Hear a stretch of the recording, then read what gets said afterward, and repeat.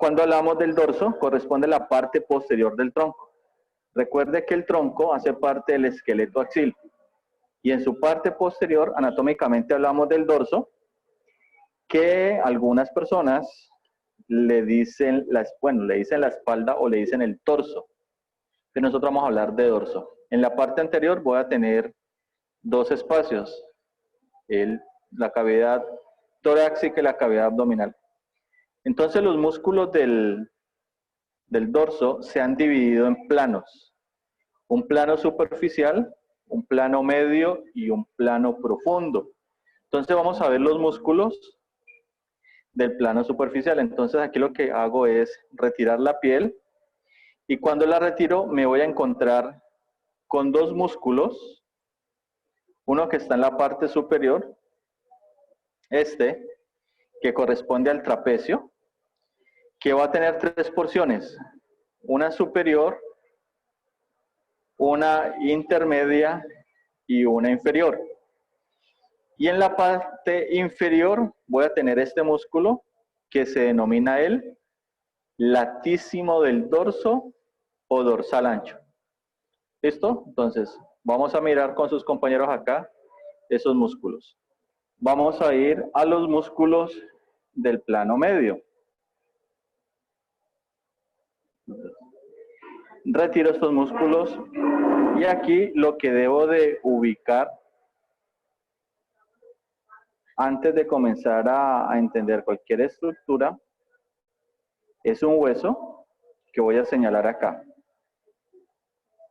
Este se llama la escápula, que tiene como una forma de triángulo. ¿Por qué debemos de ubicar este hueso? Porque este hueso es el que me va a permitir identificar unas estructuras. La escápula, en su parte posterior, va a tener esta estructura que se llama la espina de la escápula. Y tomando como referencia la espina de la escápula y el borde medial, que es voy a tener la inserción de dos músculos. Este primer músculo que señalo acá, perdón.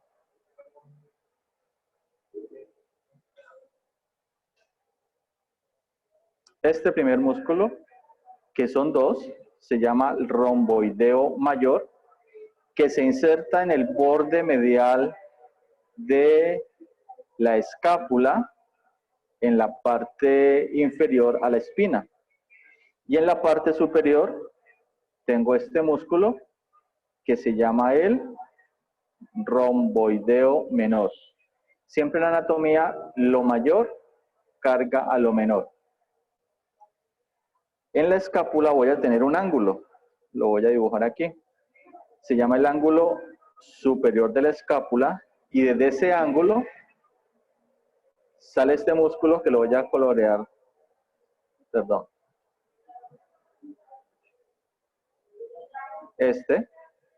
Que se llama el elevador de la escápula. Aquí a la altura de la cabeza voy a tener otro músculo, lo voy a pintar de un color diferente, que sería el esplenio de la cabeza, que lo tengo al lado y lado. Y entre el elevador de la escápula, el esplenio de la cabeza y el romboideo menor, tengo un último músculo que identifico aquí, que sería el esplenio del cuello. Entonces, vamos a identificar en relación con el borde medial de la escápula, de la espina hacia abajo, romboideos mayores, de la espina hacia arriba, borde medial, romboideos menores, del ángulo superior de la escápula, elevador de la escápula, a la altura de la cabeza, voy a tener esplenios de cabeza y esplenios de cuello. Listo, chicos, bueno, entonces vamos a ver qué ubican sus compañeros.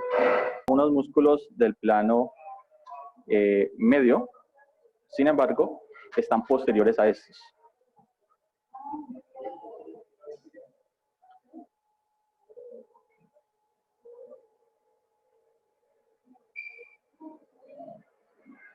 Entonces, este músculo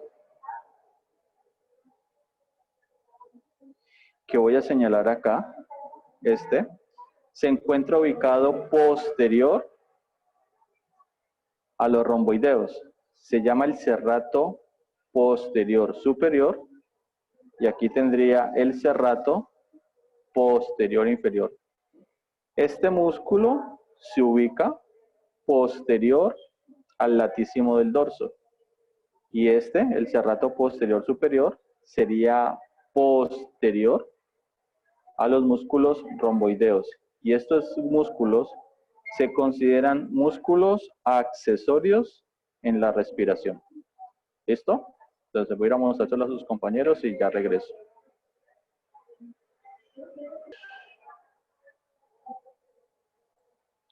Venga, le vuelvo a explicar para que les quede grabado.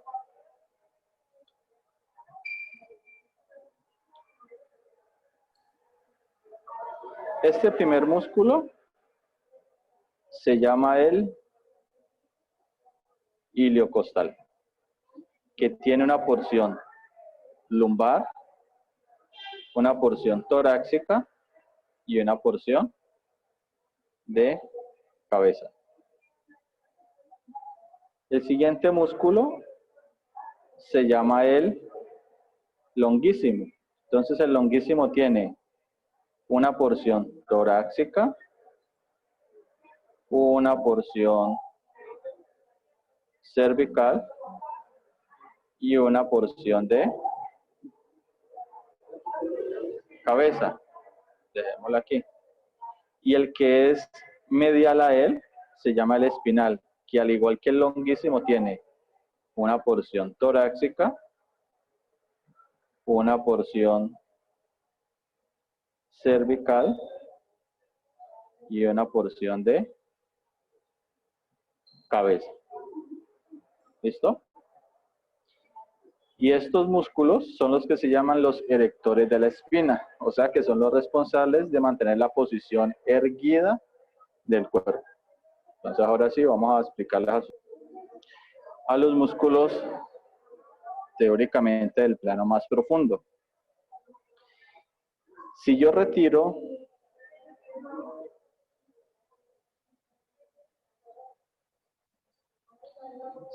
la piel de aquí, pues ya me voy a encontrar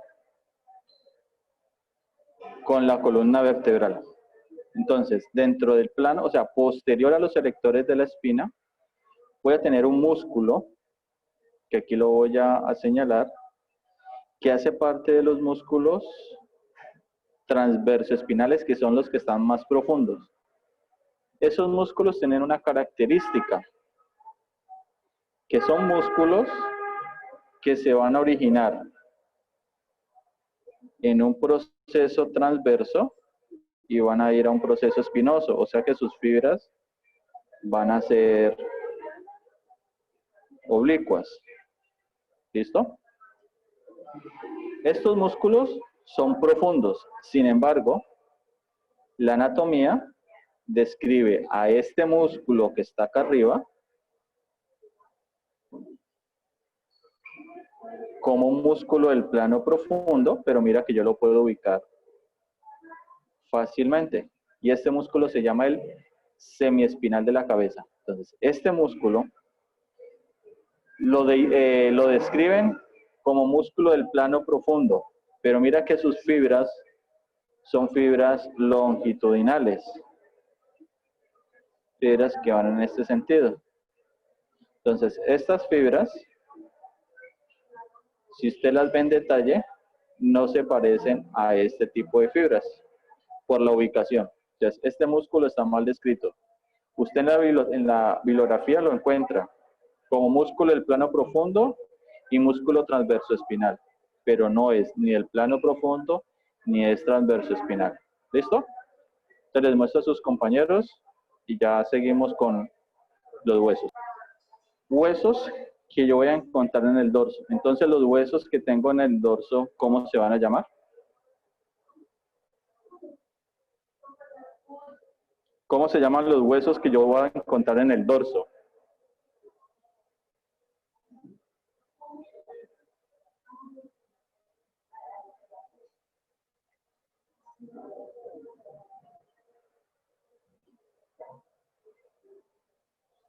Listo, entonces en el dorso yo lo que voy a encontrar es la columna vertebral.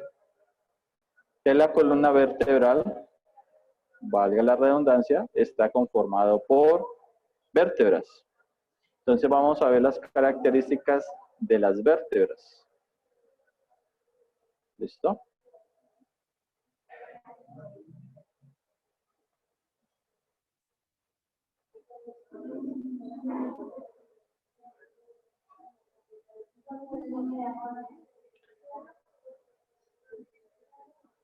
Chicos, ¿ustedes ven la pantalla? Sí, señor.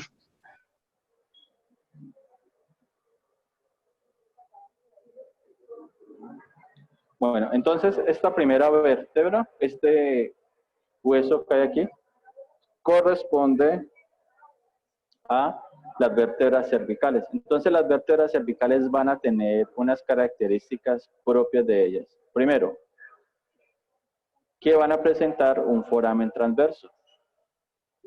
Segundo, que en su proceso espinoso, que está hacia la parte posterior, va a tener dos puntas, o sea que se conoce con el nombre de un proceso espinoso bífido. Otra característica que tienen las vértebras cervicales es que en su proceso transverso, que sería esta estructura, voy a tener dos tubérculos, uno anterior y otro posterior. ¿Qué van a tener en común todas ellas? O sea, tanto las vértebras cervicales, torácicas y lumbares, estas partes. Entonces van a tener un cuerpo, dos láminas, una al lado y lado, un foramen vertebral, una cara articular superior, derecha e izquierda. Entre el cuerpo y la lámina tengo esta saliente que corresponde al pedículo. ¿Listo? Aquí tengo una vista lateral, entonces tengo en la parte superior carilla articular superior, carilla articular inferior, tengo el cuerpo y tengo el proceso espinoso. Entonces, estas es las estructuras que ustedes deben de reconocer de una vértebra cervical. Luego de las vértebras cervicales, ¿qué siguen? Las vértebras torácicas. Sin embargo, la primera y segunda vértebra cervical tienen unas características propias de ellas, o sea, diferentes a las demás. Por ejemplo, la primera vértebra, que es el atlas, tiene un foramen vertebral grande. ¿Y por qué tiene un foramen vertebral grande? Porque no tiene cuerpo y adicionalmente porque por aquí pasa la parte más ancha de la médula espinal. ¿Listo? ¿Qué otras estructuras tiene? Un arco anterior, un arco posterior, dos carillas articulares superiores, los dos forámenes transversos y tiene el proceso transverso. ¿Listo? La primera se llama Atlas o C1.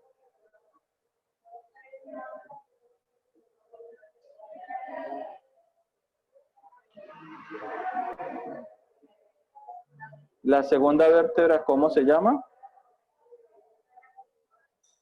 El axis. Y el axis es esta. El axis tiene una característica propia, que tiene un diente, que se llama el diente del axis o proceso odontoides, que se une al atlas y me forma la articulación atlanto-odontoidea. ¿Qué otras características? Carillas articulares superiores, la lámina, proceso espinoso bífido, foramen transverso, al lado y lado, foramen vertebral. Y acá, pues en la parte profunda, identifico el cuerpo. Ahora sí, luego las vértebras cervicales que siguen, las vértebras torácicas. Entonces las vértebras torácicas van a tener una característica exclusiva en ellas. Primero, que su proceso espinoso es largo e inclinado inferiormente. Y en su proceso transverso voy a tener una carilla articular transversa y en el cuerpo una carilla articular superior y una carilla articular inferior. ¿Y por qué tenemos estas carillas aquí? Porque estas carillas permiten la articulación de las costillas a las vértebras torácicas. ¿Qué más estructuras tenemos? Entonces, tengo un cuerpo, tengo un pedículo, una cara articular superior, un proceso transverso, una lámina, un proceso espinoso, un foramen vertebral. Y aquí en esta vista lateral voy a identificar esta estructura que se llama la incisura o escotadura vertebral superior. Bueno, aquí sería la inferior, que se uniría a la superior de la vértebra que está por debajo de ella y me forma un foramen que se llama el foramen intervertebral. Muy bien. De las vértebras torácicas, ¿qué siguen? Las vértebras lumbares.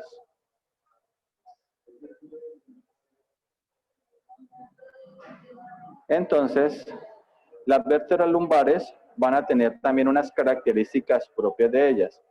Primera característica, que su proceso transverso es corto y horizontal. Segundo, que su cuerpo vertebral es mucho más grande en comparación a las vértebras anteriores. Tercero, que sus carillas articulares superiores van a estar orientadas medialmente.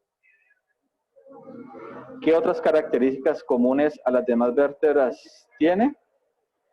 Entonces, tiene un cuerpo, un foramen vertebral, un proceso transverso, un proceso espinoso, perdón, aquí, unas carillas articulares superiores y unas carillas articulares inferiores, y aquí fue lo que les había mostrado anteriormente, la incisura o escotadura vertebral inferior.